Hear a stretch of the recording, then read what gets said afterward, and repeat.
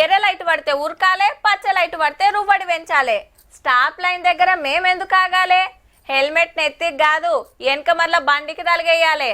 నీ అవ్వ 2 లక్షలు పెట్టి బండి కొన్నది నిమ్మలంగా పోతానికా? నా బండి నా ఇష్టం, ముగ్గురు కాకుంటే నలుగురం ఎక్కి పోతాం. ఫుట్పాత్ మీద పబ్లికే నడవాలనా? బండ్లు ఎందుకు నడపొద్దు? ఎడమ దిక్కే ఎందుకు పోవాలి? కుడి బాజుకి ఎందుకు నడపొద్దు? ఇగో గిట్లుంటారు కొందరు. నా దారి అడ్డదారి అన్నట్టే ఉన్నది పట్నంలో ఉత్తమ డ్రైవర్ల కథ.